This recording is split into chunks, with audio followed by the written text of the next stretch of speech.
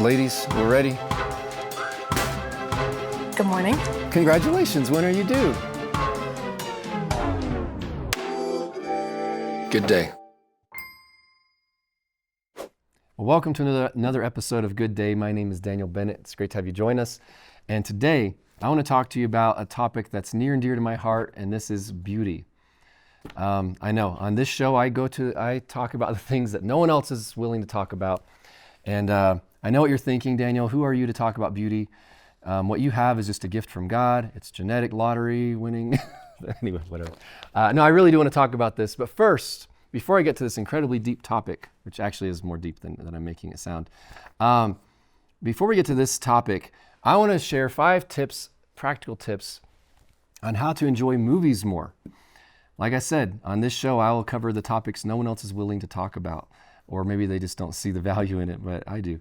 Now, if that isn't spiritual enough for you, I will make a quick little side note. All these principles I'm going to cover also work for church services or other things like that.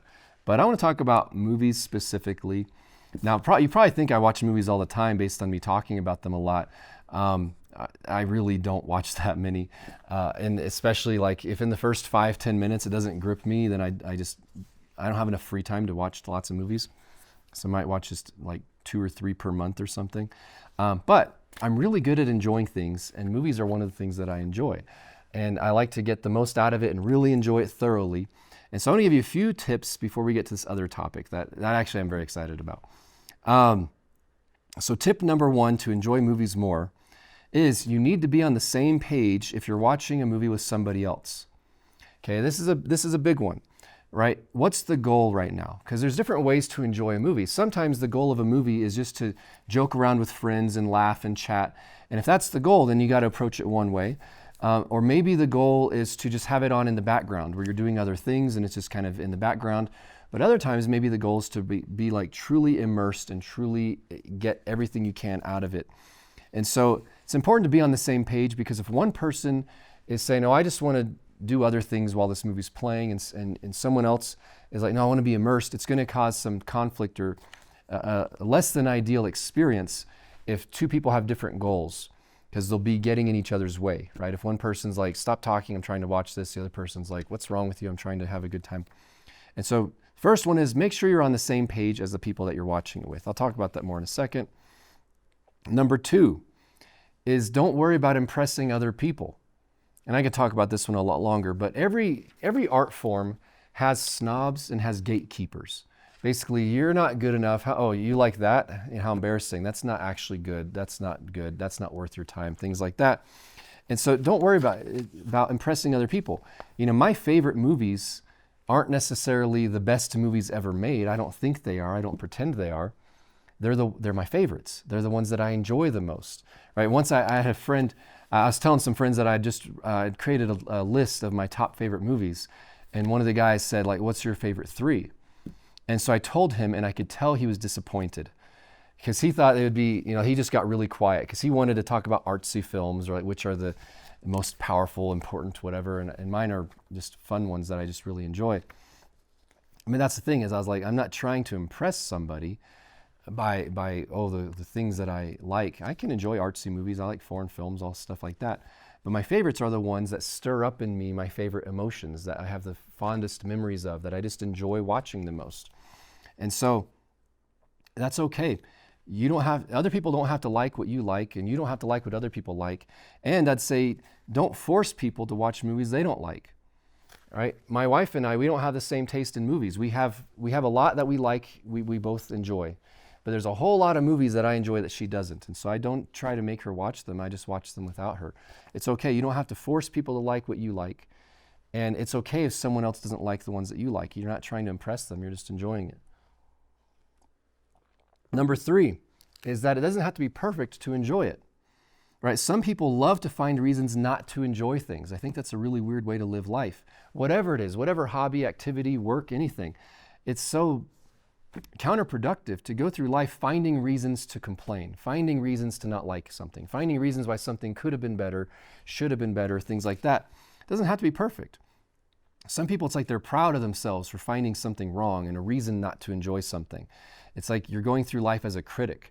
I don't want to go through life as a critic where I'm just there judging everybody. I want to go through life, in this context, talking about movies. I want to be a passenger where I'm going on this journey that the director and the actors and everybody involved is taking me on. I want to enjoy it. So I'm hoping for the best. Why else would I spend time on it if I wasn't hoping for the best? So there's a lot of movies that I really enjoy that there's parts of it that aren't perfect, right? Maybe I don't like the ending. Maybe I don't like a certain character. Maybe I don't like part of the story. But I can just overlook all that and be like, yeah, but I'm enjoying this. I'm enjoying that. I don't have to enjoy it doesn't have to be 100% a masterpiece to still enjoy it. It's like Hallmark movies. People make fun of them all the time. I used to be one of those people, but I actually like them now. I mean, I watch like Hallmark Christmas movies with my wife a lot. I enjoy them. People say, yeah, but the story's so predictable. So I'm not watching. Not every movie has to be unpredictable. You're watching it just because it makes you feel Christmassy, right? Is it fun? You're not watching it to be shocked. Like, I can't believe where they took the plot. I can't believe that they didn't get married at the end, right? Not everything has to shock you. That's not the reason why you have to enjoy it. And so, same with like Marvel movies. I enjoy a lot of the Marvel movies. I'd say at least up until Endgame. And everything since then's been mostly missed, but a few hits. But I don't actually think that they're these storytelling masterpieces. That's not what I'm looking for. I enjoy them just because I enjoy the characters and I enjoy some of the cool and fun moments that they have. But overall, I don't think that stories are perfect masterpieces. There's plot holes, there's things that don't make sense. That's not what I'm looking for. I'm not looking for it to be the most important, powerful thing I've ever seen in my life. Sometimes they do things I don't like, right? They ruin a certain character. You can tell there's different writers where you're like, that writer ruined this character, right? Like in the first Avengers movie, the Hulk was awesome. But then later on, like in Infinity War and Endgame, they ruined him. And same with other characters. I won't get into all that. But I'm like, I'll just ignore that and I'll enjoy the parts that I do enjoy. So again, it doesn't have to be perfect to enjoy it. Number 4 is don't try to guess everything. Now, some of you, that's the whole reason you like movies. That's totally fine. But I'd recommend, unless it's a mystery where you're supposed to try to guess it and that's part of the fun, just enjoy the ride. It's not supposed to be a contest of trying to outsmart the director and the writer and things like that. Sometimes, I've been in the movie theater and like this big suspenseful thing happens and I see the person next to me look at their watch and they're like, oh, there's only 5 minutes left. So that means that it's going to wrap up soon. Like this thing that we thought was going to happen won't actually happen. I was like, why are you trying to ruin it? Like, just enjoy the journey. Let yourself be surprised. It's very easy if you watch movies or if you study script writing or things like that. It's very easy to stop enjoying it because you see all the mechanisms working. I intentionally try not to think about that stuff because I just want to enjoy it. I just want to enjoy it for what it is, right? When I eat a good meal, I'm not sitting there critiquing every ingredient. I'm just enjoying the meal. When I hang out with friends, I'm not critiquing how people are talking to each other and was that a good joke? That joke was an 8 out of 10. Just enjoy the moment, right? A quick side note, if someone else liked a movie and you didn't, it's not your job to try and convince them that they're wrong and that they shouldn't enjoy it. Don't try and ruin it for other people. Let them enjoy it. Sorry, I got to go quick. You had no idea that you'd spend 10 minutes listening to me talk about movies. Maybe you did. Yeah. You can't be too surprised. Number 5 is make it an event, right? Now, personally, as you can tell, I don't see movies as a dumb waste of time. Just because they're out there so much doesn't mean that it's a dumb waste of time. You could say the same about any art form. You could say paintings are a dumb waste of time. You could say architecture is a dumb waste of time. I think that movies can be educational, they can be interesting, they can be funny, they can be inspiring, they can be exciting, they can be fun, they can be lighthearted, they can be deep. Right? Movies can actually change people's lives. They can change the course of someone's life by inspiring them, by sparking thoughts. The whole point of fiction isn't just to be a make-believe story, it's to use fiction like a parable and to connect with deep thoughts that we have on the inside, whether it's lighthearted or deep or whatever.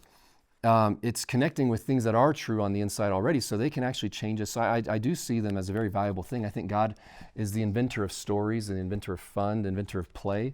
And so I think that these things aren't a waste of time.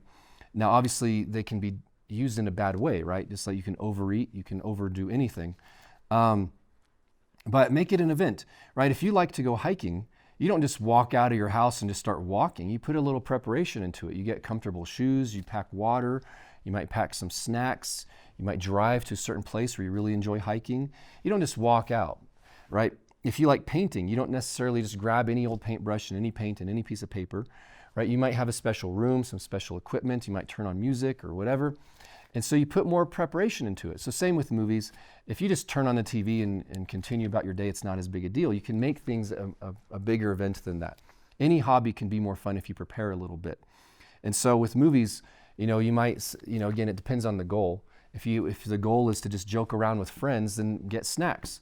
Make it easier, make it more conducive to joking around with friends, having a time. If you really want to be immersed, then wait till you have no distractions, right? Wait till the kids are asleep. Wait till, you can have other noises. It's silent. It can be dark, or however you like to watch movies. And so remove distractions, things like that. With my kids, we, sometimes we might just watch something real quick. But like one thing we started doing recently is like once a week we'll do a pizza movie night type thing, where it's like we'll watch pizza and watch a movie, or eat pizza and watch a movie at the same time. We make it this big event. Anyway, we'll get right back after this little commercial.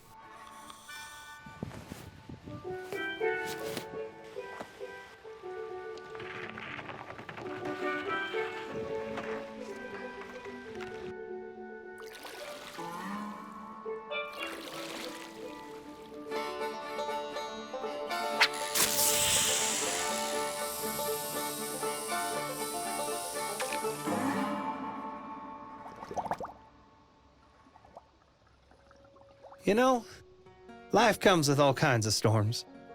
But when your boat is sinking, you might want to step out and learn how to be a water walker. Log on to GoodDayGTN.com to get your free copy today. All right, well, this is going to be short and sweet, but I think it's very important, even though it might not sound it. And that's kind of my point in this, and that is the topic of beauty. Now, I like this topic because it's something that I had no interest in most of my life, and it's something that God had to show me.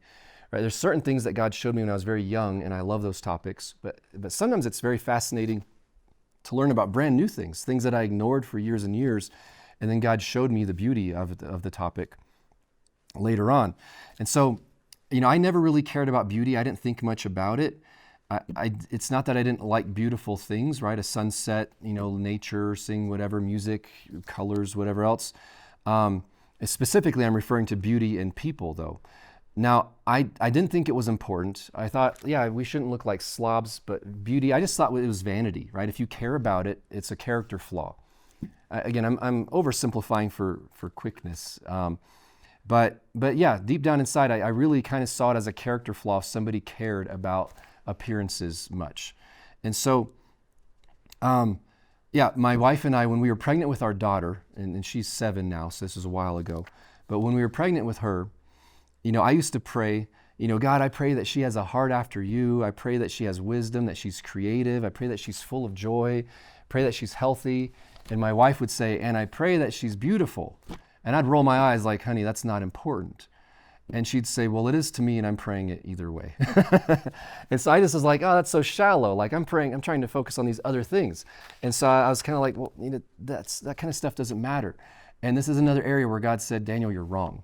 And the first inkling of me realizing I was wrong was when she was born, and I saw her, and I was like, my goodness, she's beautiful, and that is a wonderful thing. So having a daughter, I highly recommend it. God's done so much in my heart by having a daughter. I think especially for men, you get to see life in a way that you don't normally see life when you have a little girl, because you start thinking in a different angle. You start appreciating things you didn't appreciate before. But one of the ways that God really showed me, He really cemented this revelation in me, was when my daughter was about 2 years old. I bought her like a princess dress. just for fun, just because I'd always thought if I ever have a little girl, I want to buy her dresses. And so I got her this little princess dress. And she was so excited, so we put it on her. And I still remember she went up to the mirror to look at herself. And she was she lost her breath, right? She was so shocked at her own beauty. She looked away because she was too shy to even look at herself because she was so like, and I can't act it out, I'll look ridiculous. but she gasped in delight. She was like, oh my goodness. Like you see in her face where she's like, I'm beautiful, right? I look like my mommy. She was just amazed at her own beauty. And God said, that's how I want you to feel when you see yourself. He said, that's a good thing. That's a godly thing. That's not vanity. And see, that's what totally shifted my heart, is because I always thought people who care about beauty are shallow. And God said, you're wrong. I'm the one who's beautiful and you're in my image. I want you to be beautiful. And I love that you want to be beautiful. Now for men, this might not come as naturally. Maybe women have an easier time with a revelation on this. For me, this was an epiphany, because when I saw my daughter look in the mirror and she was amazed at her own beauty, and God said, that's how I want you to think about yourself.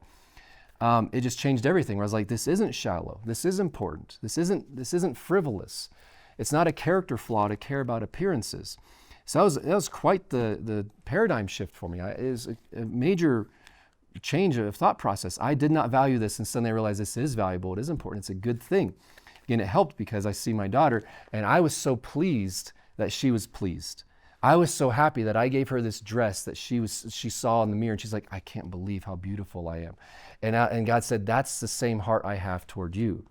If you as a father are delighted when your daughter sees that she's beautiful, how do you think I feel when you all realize that you're beautiful? And so it's not vanity.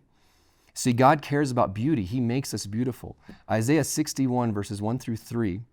This is very common scriptures, but I want to focus on a part that I didn't normally think about. Isaiah 61 verse 1.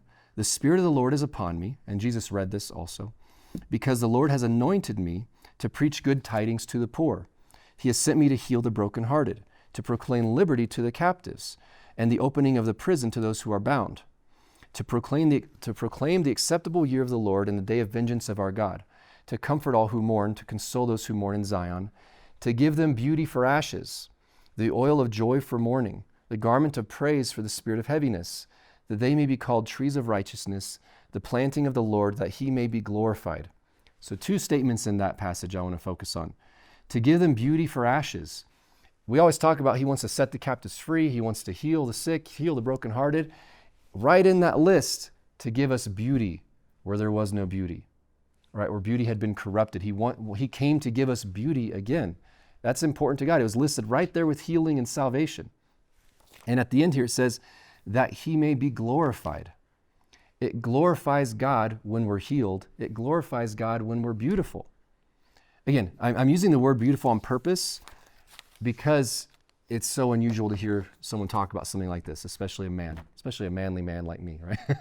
But I'm not going to try and soften it because I like that it sounds so unusual to talk about this, because that's what it says, is that God wants to give us beauty. He didn't say, and to make the women beautiful. No, again, this is a loving father saying, I want to give you beauty for ashes. Beauty, again, God's beautiful. He made us in his image. If God's beautiful, that means beauty is a good thing. And he made us in his image. That means he wants us to be beautiful. Part of what he came to restore is our beauty. It glorifies God when we're beautiful. Now, it's talking about the true form of beauty, and I'll get to that more here in a little bit, but it starts on the inside, but it should affect what's around us. Same way, right? Our true healing happens on the inside, but it should affect our physical body. Our true prosperity is on the inside, but it should affect our circumstances. Same with our beauty. True beauty is on the inside, but it should overflow and affect everything around us. It's false humility to tear ourselves down. It's false humility to look in the mirror and say you're ugly, right? Let God be true and every man a liar. If God says you're beautiful, you're beautiful. And if you say that you're not, you're lying. You're calling God a liar if you look in the mirror and say, I'm not beautiful. Right? Tearing ourselves down is not a sign of humility. That's arrogance, because you're saying, God, you're wrong. You're wrong about me. Again, you're made in God's image. Think about that. If you insult yourself, you're insulting God's image. So have some humility and don't have the guts to tell God that he's wrong or that his image is disgusting, right? It glorifies God when we're healed, when we're free, when we're comforted, when we're beautiful, when we're full of joy, when we're full of praise. All these things glorify God. They're a reflection of who he is and who we are on the inside. Right? One time my daughter, when she was really little, she has this vanity. And it's funny, I know they're called that. But she has this little makeup table next to my wife's makeup table, and she would sit next to it and put her makeup on next to my wife. This is probably when she's 2 years old, around that same era. And so my wife looked at her and she said, "You're so beautiful." And she said, "Thank you." For a little bit, wait, how'd she say this? Yeah, for a little while, I didn't think I was beautiful today. But then I told myself, that's silly, I'm always beautiful. And I loved that. You see, as a parent, I was like, I'm so glad that we've spoken so much life into you that when you had a thought of maybe I'm not beautiful today, you said, that's ridiculous, I'm beautiful every day. And again, God said, that's how I think about you. I want you to always know how beautiful you are, how acceptable you are, how lovely you are, how amazing you are. And so this is much deeper than people might think on the surface. Again, we devalue these things and say beauty's not important. What a waste of time. These things are important to God, and we're missing out on part of who He made us to be if we say these things don't matter and these things aren't important. Again, if my children told me it's not important that we're beautiful, I'd say you're wrong. I love that about you, right? And so anyway, let me move on here real quick. Satan doesn't create, he only perverts, right? So yes, there is an ungodly form of pursuing beauty. There's an ungodly form of this because people find their identity in it, they pursue it, they use their own strength, they use it for a form of ego and pride and whatever it is. There's all kinds of stuff like that, but that can happen with anything. Anything God creates, the enemy can try to corrupt it. So just because there's a bad version of it, just because some people are very vain and they pursue beauty the wrong way or they let it affect their heart the wrong way, that does not mean that beauty in and of itself is wrong. It's supposed to be a reflection of God that the world has just tried to pervert and use for the wrong reasons. Same as any other good thing from God. Right? 1 Peter 3, verses 3 and 4 says, "Do not let your adornment be merely outward, arranging the hair, wearing gold, or putting on fine apparel. Rather, let it be the hidden person of the heart with the incorruptible beauty of a gentle and quiet spirit, which is very precious in the sight of God." Right? So true beauty is on the inside, but it overflows and affects everything else. So we want the real version. The world tries to make the outside beautiful to pretend the inside is beautiful. But the godly version of beauty is that the inside's beautiful, and that starts to affect how we carry ourselves, how we take care of ourselves, things like that. So it should overflow to affect us on the outside. I have some more examples here, but Mark 7 talks about how it's what comes out of a man that defiles us, right? It's what flows from the inside out that really determines who we are. And so the same is true with everything, right? Grace, holiness, all these things should flow from our identity on the inside, but they do affect our behavior on the outside. So let me see here real quick. Okay, I can't go really in depth on this one right now, but Ezekiel 16, starting in verse 13. Now, I'm not focused on the context right here. I just want to focus on the fact that God is talking about these as good things. So Ezekiel 16, verse 13, it's talking about God talking about Israel like a wife, things like that. It says, "Thus you were adorned with gold and silver." So it's talking about Him giving the bride beautiful clothes and beautiful jewelry. "Thus you were adorned with gold and silver, and your clothing was of fine linen, silk, and embroidered cloth. You ate pastry of fine flour, honey, and oil. You were exceedingly beautiful and succeeded to royalty. Your fame went out among the nations because of your beauty, for it was perfect through my splendor which I had bestowed on you, says the Lord God." All right, so again, I'm not focused on the context here. My point is, God was referring to beauty and nice, beautiful clothing and beautiful jewelry as good things. He's saying you had all these great things. You were even famous for how beautiful you were, right? And you threw it all away. But my point is, God's referring to this as a good thing. He wouldn't refer to this he wouldn't use something bad as an analogy. He's saying these are good things. Here's an analogy of good things, right? And so it's something that He wants to give. He's like, I wanted to make you, right? You're beautiful because of my splendor, which I bestowed upon you, right? He's saying, I wanted to make you beautiful. I was glad that you were beautiful, and yet you chose to walk away from me. So again, beauty is a good thing. God cares about it. Psalm 139, verse 14, this is a very well-known scripture. But Psalm 39:14 says, "I will praise you, for I'm fearfully and wonderfully made. Marvelous are your works, and that my soul knows very well." Right? So again, you're fearfully and wonderfully made, and like I said in Romans 3:4, let God be true and every man a liar. If God said that you're fearfully and wonderfully made, you are. If you disagree with Him, you're lying, you're wrong. And you're also telling Him that He's wrong. So humility is to say, okay, I accept it. I am who you say I am. we need to get over it and stop being falsely humble and saying like, no, it's not true, all that kind of stuff. Again, God likes you. He made you in his image on purpose. You're his child. He loves you. He enjoys you. He's the one who made you beautiful. He thinks you're beautiful. Just get over it. It is a big deal. It's a big deal to him. It was important enough to him to go out of his way to do it. So it blesses God when you know that you're beautiful, that you know that you're lovely. Because, again, like I say, when I saw my child see that, that blessed me so much to see my daughter just amazed at her own beauty. That blessed my heart so much. God's the same way. He's a good father. He's a loving father. Same as health, same as joy, same as holiness, right? It reflects him. That's what he's like. It blesses his heart when we see those things in ourselves. It's who we really are. And God is beautiful. Psalm 27, verse 4 says, one thing I have desired, this is David worshiping God, one thing I have desired of the Lord that I will seek, that I may dwell in the house of the Lord forever, or I may dwell in the house of the Lord all the days of my life, to behold the beauty of the Lord and to inquire in his temple, right? It's saying, God is so beautiful, I wish I could just spend for eternity, all the days of my life, just beholding his beauty. And again, this is the same God who said, and I made you beautiful. I'm going to give you beauty for ashes. I want you to be like me. And part of what God is like is beautiful. He's holy, he's kind, he's love, he's all these wonderful things, and he's beautiful. So don't reject part of the promises. Don't reject part of what God's trying to restore. And sin stole all of this stuff from us. God's trying to restore all of it. So don't look at some of God's gifts and say, well, that one's not important, that one is, that one's not, that one is. Accept all of it. There's no point in saying I reject some of what God has to give to us. So again, God's beautiful. We're made in his image. If we dismiss things as not being important, we're the ones who are missing out. Because we're still going to realize we were wrong in eternity. But in this lifetime, there's so much God wants us to enjoy and benefit from. And it's not something he wants us to miss out on. And my final point I'll mention here real quick is that if you think about it, beauty in its pure form, and the godly form of it, is actually a form of generosity. As you're saying, it delights me that my appearance is blessing the people around me, right? Where you're saying, yeah, it's something, just like any other form of abundance, with wealth, with health, with kindness, with holiness, with joy, with anything else. Every time God gives us something, it's so we can enjoy it, and also so it can bless the people around us. So it's a form of generosity. Whenever we walk in abundance in one area, it blesses the people around us also. So we get to enjoy it, and it blesses the people around us.